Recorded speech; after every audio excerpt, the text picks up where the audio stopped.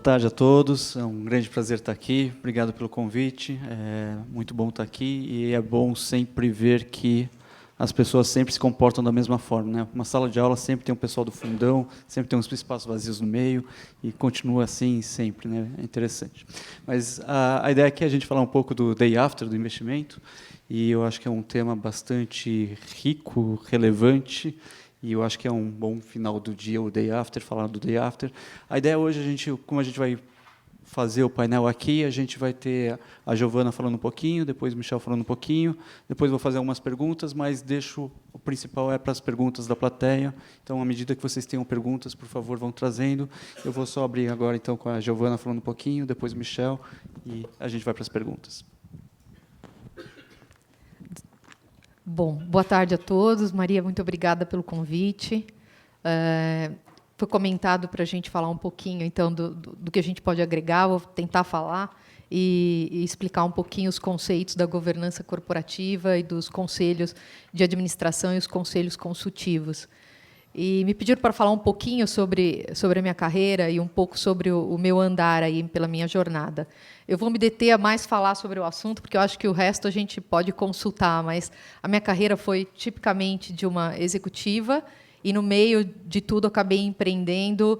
Então, passei em todos os cargos, presidi empresas nacionais e multinacionais, e aí nasceu, então, a grande paixão da governança corporativa, quando eu olhei para trás da minha carreira e vi que, ao longo dos 34 anos de executiva e empreendedora, o que eu fazia, na verdade, era instituir os processos de governança corporativa. E foi aí que eu resolvi fazer disso um negócio, porque meus amigos me convidavam para ir nas empresas deles e ver o que estava acontecendo. Eu acabava fazendo diagnósticos e implementando processos de governança. Transformei isso na minha principal atuação hoje, que é a minha empresa, Donnelly Partners, que é uma boutique em governança corporativa, e sou conselheira de empresas familiares. Então, essa é um pouco da história. Boa tarde, obrigada por me receber, Maria Rita. A gente sempre fico sempre emocionado de receber os brasileiros lá em Israel. É um prazer realmente abrir para os brasileiros esse mundo, esse ecossistema que eu vivo lá. Eu me mudei há 14 anos, no Brasil, estava sempre no mercado financeiro, nos bancos de investimento. E desde que eu me mudei para lá, eu fiquei muito curioso nessa área de tecnologia, fiz alguns investimentos como anjo, como vocês, até que chegou o ponto que eu resolvi passar para o lado do Venture Capital e criei um fundo. Já estou agora começando o segundo fundo. A gente tem 15 investimentos, a gente já tem 3 exits, quase 2,5. E graças a Deus. E a gente investe em companhias early stage, já com receitas, já com algum traction inicial, mas o principal tema do fundo é a tecnologia, a barreira de entrada das minhas empresas. As empresas têm que criar um tipo de monopólio para a gente poder investir. Monopólio tecnológico nesse ponto de vista. Então, a gente olha para todos os segmentos, menos o segmento de life sciences e enfim, equipamentos médicos, farmacêuticos, até agrícolas. A gente dá uma olhada com esse cuidado que vocês ouviram antes, está super certo. A gente tem investidores só pessoas físicas. Os meus investidores no fundo são pessoas físicas, 1/3 do Brasil, a metade pessoas físicas dos Estados Unidos, 20% da Austrália, um pouquinho da Europa. E a gente pretende realmente em Israel, acho que o ponto que eu queria começar, talvez, essa conversa é que, eu não sei como é aqui, muito bem, eu não vivi esse mercado que vocês estão vivendo aqui, mas em Israel, uma boa oportunidade, tem muita concorrência em cima dela. Quer dizer, eu tenho vários outros fundos em Israel que estão procurando o mesmo tipo de empresas. E quando eu acho uma coisa boa, eu não tenho primeiros 6 meses, eu ouvi falar aqui de alguns fundos de venture capital que ficam olhando a empresa por 6 meses, não tem. É que nem aluguel, sabe? Se vê um apartamento livre, se você não correr, alguém vai alugar na tua frente. Primeiro, então, eu não tenho esse tempo, mas, em segundo lugar, por causa disso, vamos dizer, no final das contas, as boas oportunidades, quem escolhe o investidor, quer dizer, é o empreendedor que escolhe o investidor e não o contrário. Quer dizer, logicamente, eu vou escolher aqueles que eu quero disputar, mas, no fim das contas, o empreendedor vai ter 5 propostas ou 10 propostas, e ele que vai escolher a composição dos investidores que ele quer fazer. E, nessa hora, realmente, o que mais importa é o que mais, além do dinheiro, você traz. É essa história do dia seguinte. Qual é o meu biquíni, certo? Como que eu vou parecer sexy para o empreendedor, para ele realmente me escolher como investidor. Então, no nosso caso, a gente tem várias, enfim, a gente vai falar sobre isso aqui, mas o Brasil, por exemplo, é um diferencial meu lá em Israel. Tem poucos brasileiros, aliás, eu não conheço outro brasileiro nessa indústria lá, mas também tem poucos investidores brasileiros ainda que chegaram a investir em fundos israelenses e que são ativos. A gente usa muito o network e a ajuda dos nossos investidores para as nossas empresas portfólio. Então, isso é um diferencial. E a melhor coisa, no meu caso, também, nesse lado também, é a propaganda, vamos dizer, a reputação que os meus empreendedores que eu já investi fazem no mercado. Quando eu vejo uma empresa nova que eu quero começar um relacionamento, eu falo, vai falar com outros CEOs das empresas que a gente hoje participa, para você ver deles, não de mim, sobre quanto eu ajudo, o que a gente traz além do dinheiro para vocês. Dinheiro todo mundo traz, mais ou menos no mesmo preço. O empreendedor está muito mais preocupado com o que mais além do dinheiro. O bom empreendedor. Porque essa é outra coisa que acontece bastante lá em Israel também. Né? A gente olha 700 companhias por ano para acabar investindo em 3 ou 4. Tem muita porcaria. Mais da metade não vale a pena nem na primeira entrevista. E acaba sendo que você quer atrair os bons empreendedores. Então, para isso, você tem que realmente... O que mais vai fazer a diferença não é o tamanho do teu cheque, é o tamanho do que vem atrás do cheque. Já pegando esse gancho, você falou que não é só o cheque que vem atrás. Como você se envolve sem estar gerenciando lá no micro, que teve no outro painel essa discussão também, mas como que é esse envolvimento posterior? Até onde vai, até onde não vai? Como que é essa questão aí? É uma dança, é uma arte, não é uma ciência. Quer dizer, não tem uma resposta única. Depende muito da sensibilidade. Nós somos 4 sócios no fundo e eu não sou a pessoa mais, vamos dizer, de inteligência emocional mais alta de nós 4. O meu sócio principal é um cara que tem uma inteligência emocional muito grande e ele sabe medir, vamos dizer, até que ponto o cara tá pedindo ajuda sem pedir, está pedindo, vamos dizer, nas entrelinhas, pedindo ajuda ou recusando ajuda, né, é uma dosagem difícil. O que a gente faz bastante, por exemplo, eu vou dar um exemplo. A melhor coisa é dar exemplos que eu acho que a gente entende um pouco do que eu estou querendo dizer. Tem uma empresa que a gente investiu que é uma fintech. A gente investiu já há quase 3 anos, está indo muito, muito bem. Não vou entrar no detalhe da empresa, não precisa, mas o empreendedor é um cara super técnico, matemático, físico, assim, é um cara incrível. Um potencial realmente sobre-humano desse lado. 3 empreendedores que começaram a companhia. Só que está em fintech tem a ver com gestão de recursos um pouco também, etc. E, no fim das contas, a gente trouxe mais investidores para eles depois. Isso foi uma coisa, a gente, enfim, se entrou, arregaçou as mangas e trouxe investidores para o que eles estavam fazendo. Só que ele não tem esse dom de lidar com investidores. Ele é um cara, sabe, esses gênios físicos, químicos, vocês conhecem, talvez? É uma personalidade muito difícil. Quer dizer, e ele quer focar só quer saber da parte técnica, de desenvolver o algoritmo e tudo mais, não quer saber de fazer relatórios para investidores. Então, tem horas que a gente realmente entra na empresa e passa um dia inteiro lá para fazer o que ele não quer fazer, ele não sabe fazer bem. Já que ele não sabe fazer bem, imagina, fazer os algoritmos que ele faz é super complicado. A gente aqui, acho que não sei se tem alguém nessa sala que tenha capacidade. E ele me fala que é difícil fazer um relatório para o investidor, entendeu? Porque isso é tanto trabalho, tal. Então nessa hora, lógico que a gente vai e faz. Tem outro caso também parecido que a gente também entra. Agora mesmo tem uma companhia que acabou de ganhar um prêmio ontem. Tem em Israel essa semana o Cyber Week. Não sei se vocês sabem, e uma das companhias do meu portfólio ganhou o prêmio de melhor startup de cyber agora essa semana, ontem. Só que também meio parecido, eles são muito técnicos, sabem tudo de cyber, mas não sabem nada de grandes empresas. Os clientes deles são grandes empresas. Um cliente é Booking.com, outro cliente é LinkedIn, etc. Todos esses sites têm bastante bots e eles basicamente enfrentam os bots. Só que então de repente chega alguém não posso falar o nome, mas de uma grande rede social, ninguém sabe o nome, uma das maiores do mundo, E eles não sabem dizer que, sabe, eles não sabem se comportar perante eles. Não sabem dizer que, por exemplo, se quem veio te contratar esse cara, você não pode passar em cima dele assim, tem que ter uma política, tem que tomar cuidado. Eles vão, o israelense é meio aberto, muito, né, muito, enfim, não tem muito etiqueta, é muito certo, quer dizer, muito verdadeiro, mas bastante, né, chuta, né? Então, uma das minhas sócias, a terceira, ela vai lá e ela tem um cartão da empresa, um e-mail da empresa, ela é americana e ela sabe lidar com essa cultura corporativa americana e ela salvou um deal que pode ser super importante. Então, é um equilíbrio. Tem casos que o empreendedor reclama e você tem que saber. O ideal seria, antes dele reclamar, quer dizer, ter essa sensibilidade de quanto é muito, quanto é pouco, é caso a caso, não tem uma regra assim, em geral. Espero que eu respondi. Muito bom. Giovana, voltando à sua fala, você falou muito de governança corporativa.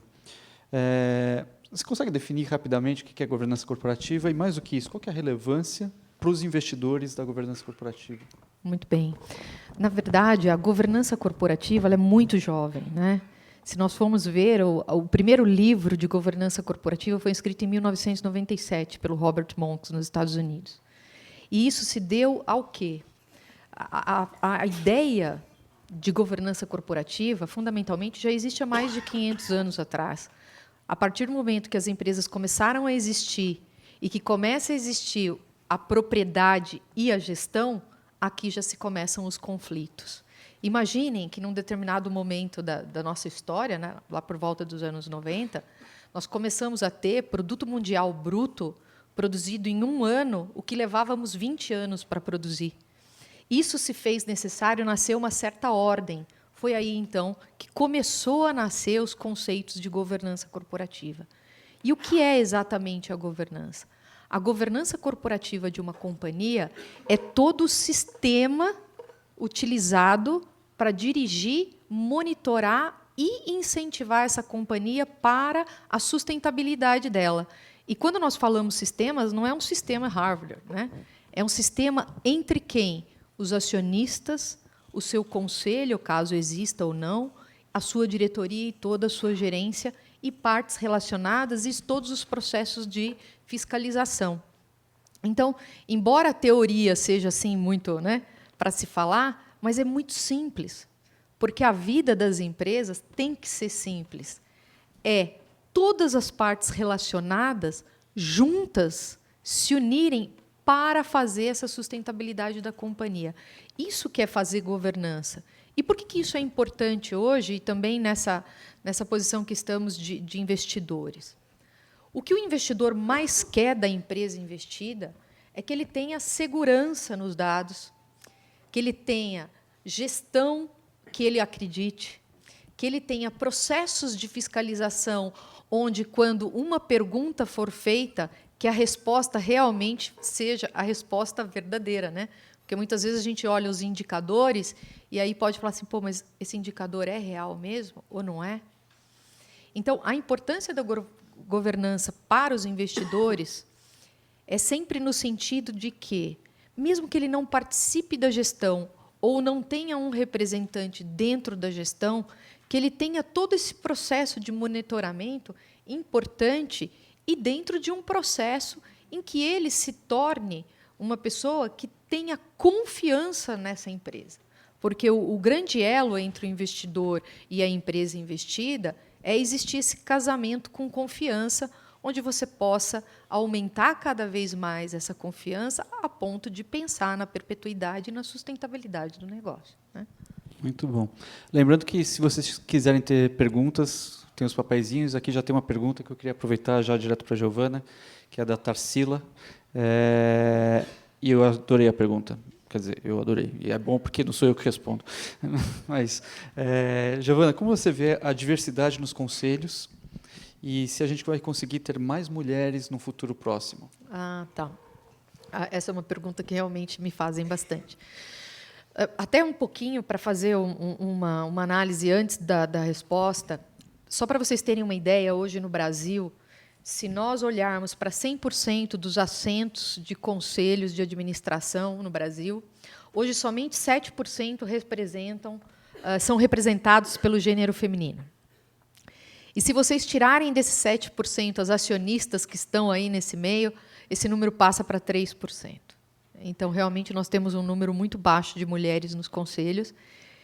E se você comparar uma empresa que tem mais de 2 mulheres no board e uma empresa que não tem nenhuma mulher, pasmem nos resultados. Esses resultados são de pesquisas sólidas e pesquisas sérias, tá? Não saiu da minha cabeça, não. O resultado líquido operacional das companhias que têm mulher no boarding são até 20% maiores do que uma empresa que não tem. E se você comparar retorno de investimento no próprio negócio, até 56% a mais. E em vendas, 42% a mais. Então, esses são alguns números para permear essa resposta da Tarsila aí.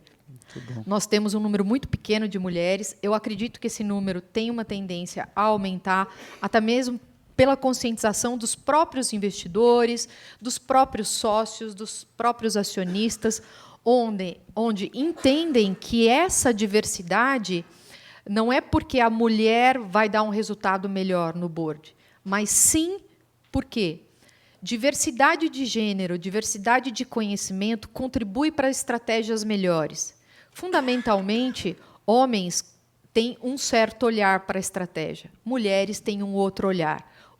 Quando juntos, somados, ajudam a montar as melhores estratégias da companhia para pequeno, médio e longo prazo. É aí que vem o resultado maior. Muito bom. Eu queria só acrescentar uma coisa em relação à governança e também diversidade. Do ponto de vista do venture capital, a governança é muito importante também. Quer dizer, acho que a experiência da Giovanna com empresas maiores também, né, famílias.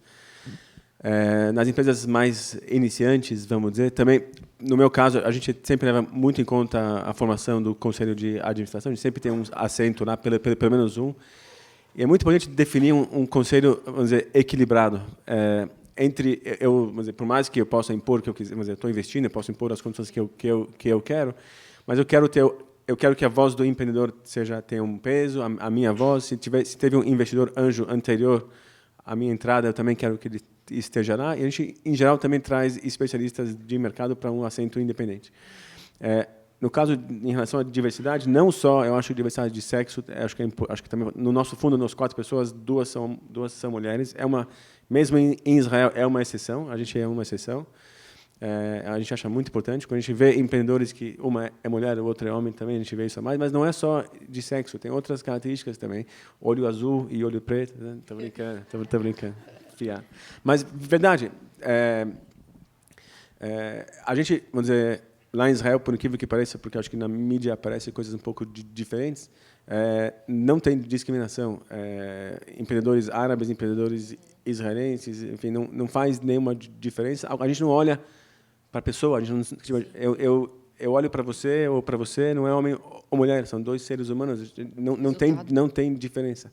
Uma vez o presidente Shimon Peres, que já faleceu ano passado, ele estava no Brasil, acho que ele estava no Rio de Janeiro, acho que uns 5, 6 anos atrás, e perguntaram para ele sobre essa história de racismo e tudo mais, e ele falou, mas assim, acho que foi um negro levantou na plateia e fez uma pergunta para ele sobre negros. Ele falou, mas eu só sei que você é negro porque você falou, eu nem percebi que você era negro. A mesma coisa, eu acho que tem que ser em relação ao sexo, em relação a tudo mais. Só uma colocação, acho que para contribuir, Maverick, acho que é muito importante que se entenda que a governança ela tem alguns pilares de funcionamento. Então, quando você fala em transparência, equidade, responsabilidade corporativa e accountability, quando você une esses pilares, e por isso foram montados dentro da governança, é que ele engloba tudo isso. Quando a gente fala em equidade, nós não estamos falando só na equidade com relação a sócios, né? Majoritários, minoritários, direitos iguais. Nós também estamos falando que, dentro dessa corporação que institui processo de governança, não são aceitáveis discriminações ou minorias serem discriminadas. E aí a gente fala desde raça, sexo e qualquer outra coisa. Então, esse é um pilar forte da governança. E isso funciona como dentro de empresa, ou pequena, ou média, ou grande. Ela nasce como conceito. uma das perguntas que sempre me fazem, que combina muito com isso que você falou, mas eu sou muito pequeno, eu sou uma startup, Giovana. Como é que eu vou colocar a governança? Quanto custa isso? Isso é para Desculpa, o Aurélio fez essa grande. pergunta aqui agora. Está aqui do Aurélio. Acabou Então, de fazer essa pergunta que você falou. Fala a pergunta, como é que é? Como falar em governança em startup, onde mal se tem um negócio definido ou Exato, exato. Então, eu sempre digo o seguinte, gente, o maior custo de governança é aquele que a gente não faz. Aí é caro. E a governança corporativa, ela é como valores para a companhia. Então, eu estou começando a minha startup, que seja um restaurante ali na esquina da minha casa. O que eu vou começar da governança desse restaurante, comparado com a empresa que fatura 10 bilhões, 20 bilhões ao ano, é como eu vou fazer isso, a diferença? Não. É a quantidade que eu vou fazer a diferença.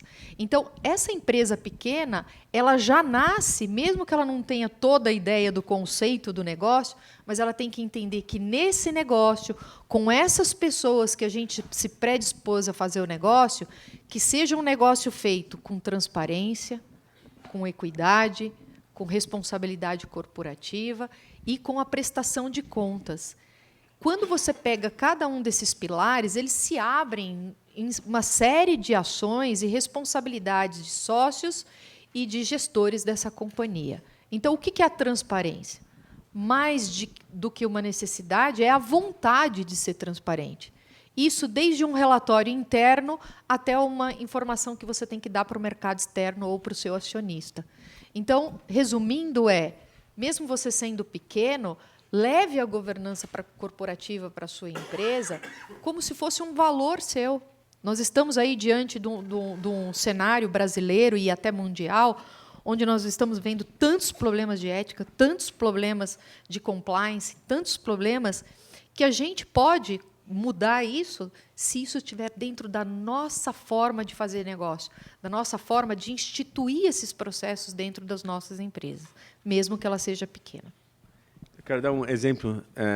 Eu, quando fui anjo, investi numa companhia com tecnologia para telecomunicações via satélite. E no começo também a gente era pequeno, que governança, board, eu não tinha nenhuma experiência, eu aprendi muito com essa companhia especificamente. E depois, com o tempo, a gente apanhou bastante o fato de não ter tido um board como se deve, o fato de não ter tido decisões documentadas, tudo mais. Quando veio o grande investidor, a gente estava perdido e a gente perdeu realmente oportunidades por causa disso. Então, eu digo realmente desde o começo, façam as coisas bem documentadas, bem estruturadas. Não importa que é pequeno, mas porque o sonho é chegar lá, não é? Então, chegar lá sem essa organização é muito mais complicado. Bom, tem uma outra pergunta aqui do Sérgio Escodro, que é: o que fazer no Brasil quando achávamos que existia a governança corporativa nas empresas e parece que não está funcionando? Muito boa pergunta. Uma vez eu participei do Manhattan Connection e me fizeram exatamente essa pergunta. Por que no caso da nossa empresa Petrobras, por exemplo, não funcionou? Existe um componente que não funciona na governança corporativa, que é política externa. A governança corporativa ela é própria da companhia. A companhia, dentro dos seus acionistas e dos seus stakeholders e todas as partes interessadas, montam e fazem toda a estratégia e, fundamentalmente, colocam todos os processos de governança dentro daquela companhia. No caso dessa companhia especificamente, nós tínhamos componentes externos que influenciavam politicamente o negócio. Já não está fazendo mais governança corporativa. Por quê? Porque uma coisa é a gente ter todos os processos de fiscalização e monitoramento da companhia sendo geridos por um board. Outra coisa é essas ações virem sendo colocadas. Então, a governança corporativa funciona, sim, quando ela não é só retórica. Eu sempre digo que existe um vale nas empresas que dizem que fazem governança, mas, na verdade, não fazem. É como se você tivesse aqueles quadros na parede da missão, visão e valores, e quando você está sentado na recepção da companhia, você vê que o presidente, ao falar com a recepcionista, não cumpre o valor que está no quadro. Então, a governança corporativa, esse processo todo, ele tem que ser do porteiro até o acionista principal. E como é que a gente faz para garantir tudo isso? os nossos boards, ou seja, conselho de administração ou conselho consultivo, a missão do conselho é ser o guardião da companhia. É a missão de implementar as estratégias e monitorar o que está sendo feito. Então, aquela história de que não sabia da compra de Pasadena, não tem como, dentro de um conselho de administração. Se você falar que o conselheiro não sabia de A ou B, desculpa, não existe isso, porque existe um monitoramento mensal, existe um book que esses conselheiros recebem 7 dias antes da reunião para que sejam estudados. O conselheiro tem essa missão de ter um tempo reservado para estudo daquela companhia. Então, é uma série de ações, por isso forma todo esse sistema que garante um bom monitoramento e estratégias de pequeno, curto e médio prazo. Muito bom. Falando em monitoramento, para o Michel, talvez para você também, como que a gente pode medir a evolução tanto da empresa quanto do empreendedor? Como vocês medem essa evolução? Ótimo. Antes do investimento mesmo, quando a gente está fazendo due diligence na empresa, entendendo o segmento e tudo mais, e eu vendo o business plan que o empreendedor está propondo, a gente cria para nós mesmos os famosos KPIs. A gente mesmo coloca os objetivos. Quais são os principais objetivos da companhia? Né? Para o próximo ano, para os próximos 2 anos e para os próximos 5 anos. E eu acho que é muito complicado, quer dizer, é muito importante, é muito complicado essa história dos KPIs, porque pode ser uma armadilha. Quer dizer, você tem que tomar muito cuidado em definir os KPIs certos, e na minha indústria é muito dinâmico. Então, o que é certo hoje, daqui 3 meses, pode ser que não é mais certo. Exemplos 1000 de empresas que estavam indo para um lado, percebendo que é um beco difícil, mas pivotear é a regra, não é a exceção. Então, a medição é muito difícil, a gente tem que colocar. Muitas vezes, essa medição... Eu tenho uma empresa hoje que mexe com água, que o CEO não só tem KPIs, mas a remuneração dele está definida dependendo dos KPIs. Então, assim, só que a outra... Quer dizer, o pivot, quer dizer, a mudança de direção, se vier do empreendedor, tem que ser também, vamos dizer, reconhecida. Quer dizer, é mais corajoso ainda que ele venha dizer: olha, Michel, eu sei que você vai me pagar um bônus assim, mas eu acho que a gente está indo para o lado errado, eu vou arriscar, não aceitar, renegociar, o que você quiser, receber um bônus menor, porque ele está muito mais vested, né, muito mais, não sei como falar em português, investido, sei lá, no futuro da companhia no longo prazo, de dar certo. As ações que ele tem na companhia valem tão mais do que o bônus desse ano, que realmente faz ele ter essa coragem em vir e mudar. Então, acho que a medição do empreendedor e da empresa tem que existir, tem que ser muito organizada e ordenada e definida, mas ela tem que ser flexível ao longo do tempo, porque as coisas mudam muito rápido nessa nossa indústria. Só uma contribuição com relação a esse aspecto. O que eu pude aprender ao longo do tempo é que, mais do que esses indicadores de performance, precisam ser muito bem definidos os direcionadores estratégicos. Porque todo e qualquer indicador bom, ele nasce desses direcionadores estratégicos. Então, seja pequena, média ou grande a sua empresa, possa você ou não montar uma estrutura de conselho, se não pode um conselho de administração, monte um conselho consultivo. Hoje, os investidores ou às vezes colocam uma posição, ou muitas vezes existem vários conselheiros muito bons que estão fazendo conselhos de startups hoje, que estão fazendo conselhos de empresas médias e que trabalham nesses conselhos em função de um resultado futuro. E é nesse momento que se cria esses direcionadores estratégicos. Mesmo que você não tenha muitos, coloque 3, 4, 5 direcionadores e que podem ser revisitados trimestralmente com esse conselho. Você não precisa pensar sozinho e não precisa mais sofrer sozinho, né? E é uma boa prática da governança que você tenha pessoas externas pensando junto com você. Então, um board te ajudando, direcionadores estratégicos bem montados E os indicadores ligados a esses direcionadores, você mensalmente faz um monitoramento dentro desses indicadores e certamente vai perceber os desníveis e gaps desses direcionadores, desses indicadores, quando eles realmente estiverem ligados ao que você definiu de direcionador. Aí você consegue ver um resultado melhor e pegar essas diferenças. Legal, mas falando nisso, indo mais para a prática, como que a gente define um bom conselho? Como que monta um conselho? A gente já falou de diversidade aqui, mas como que a gente pode... Quais são os guidelines para um bom conselho? Hoje, um excelente conselho é aquele que você não quer mais ficar sem. É aquele que você vira. Eu tenho alguns clientes que falam assim, poxa, se eu soubesse que era tão bom, teria feito antes. Às vezes, fundadores de empresas de 40 anos, que sempre teve medo de dividir o poder, e aí, depois que faz, 3, 4 reuniões, falam, nossa, é muito bom. Existem 2 tipos de conselho, né? O conselho consultivo e o conselho de administração. Onde está a diferença? Para empresas familiares ou empresas menores que ainda querem se adaptar a processos de governança mais parrudo, montam esses conselhos consultivos como uma fase de aprendizado.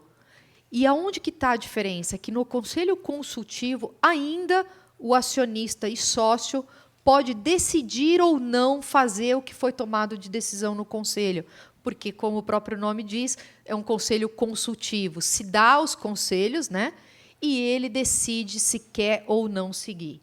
Já no conselho de administração, não. O que for decidido pelo conselho é o que vai ser feito.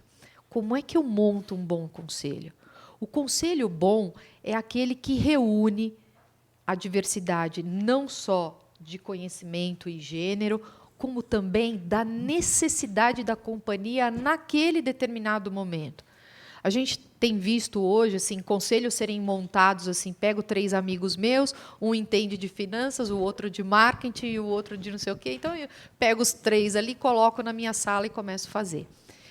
É um grande perigo fazer isso, porque muitas vezes aí a gente vai estar não fazendo da forma que a sua empresa merece. Então, é importante olhar o momento da sua companhia, qual é a prioridade dela naquele momento. Por exemplo, eu posso estar com uma empresa que daqui 2 anos nós vamos vender 20% do capital para o mercado canadense, então é óbvio que 2 anos antes eu vou colocar um conselheiro especialista no mercado canadense para nos ajudar a montar as estratégias dessa venda. Então, nesse momento de avaliar o dia de hoje da companhia, ver quais são as maiores necessidades dessa companhia, quais são os principais gaps dessa companhia, quais são os direcionadores dessa companhia e, nesse conhecimento profundo, escolher aí, então, a dedos esses conselheiros. Um conselho que eu dou é: não convide o seu amigo que joga tênis com você. Procure um headhunter, procure uma empresa especialista de se montar conselhos. Não por acaso a minha empresa monta, mas é lógico que eu vou falar que é importante isso, mas porque sabe como é que você chega nos skills necessários para estar junto com você. Às vezes, esse fundador é um fundador que não tem ainda toda a liberdade de passar poder, que tem um jeito peculiar de ser, então é importante que esses conselheiros entendam e saibam lidar com esse jeito. Tudo isso tem que ser levado em consideração na hora de montar o seu conselho. Muito bom. Queria voltar só um pouco, Michel, à sua fala inicial, que você falou, tenho 2,5 exits, quase 3, né? Afinal, qual é a hora de procurar um exit? É uma pergunta muito difícil. Vamos lá. Eu acho que tem momentos diferentes. Posso citar uns 5 ou 6 momentos diferentes. Primeiro, quer dizer, tem a parte negativa. Procura um exit quando você não está mais se dando bem com o empreendedor, quer dizer, não vai dar certo. Não que o business não tá indo bem, mas se você não está alinhado, diferenças muito fortes, quer dizer, é melhor estar fora. Mas isso é o que a gente não é o tema daqui. Ninguém está pessimista aqui, né? Vamos ficar todo mundo otimista. Na parte boa, quer dizer, realmente é uma arte, quer dizer, vocês lembram, não sei se vocês lembram, mas o Facebook quase foi comprado por 16 bilhões de dólares. inclusive o Peter Thiel estava em Israel faz 3 semanas e ele deu uma palestra também assim. Eu conversei, tive um minuto com ele sozinho e ele falou que ele inclusive votou a favor da venda. E o Mark falou para ele, olha, até o dinheiro não é normal, né, 16 bilhões de dólares, mas se eu vender, daqui 2 anos eu vou fazer outra rede social e essa aqui tá boa para mim. Então, eu gosto dela. Então, assim, realmente é difícil achar o momento certo. Muitas vezes o que mais acontece, vamos dizer, o melhor que pode acontecer com vocês é vocês não chegar a hora, não procurarem vender a empresa, não fazerem uma empresa para ser vendida, e sim, quer dizer, as coisas acabam vindo.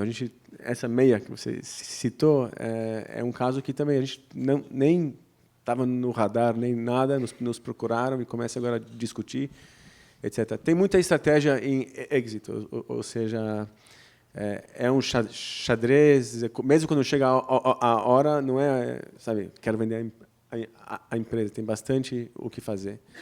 E nessa hora o investidor é muito importante, ainda mais em venture capital, quer dizer, são gigantes conversando com anões e ter gente responsável na sala é muito importante. Mas eu acho que tem muitos E 30 segundos agora. Muitos momentos. Vou me matar. Tá bom. Tem muitos momentos que é aquela história. Qual é a alternativa? Quer dizer, a alternativa de fazer o exit agora é ter que fazer um outro round, se diluir outra vez. Qual é o?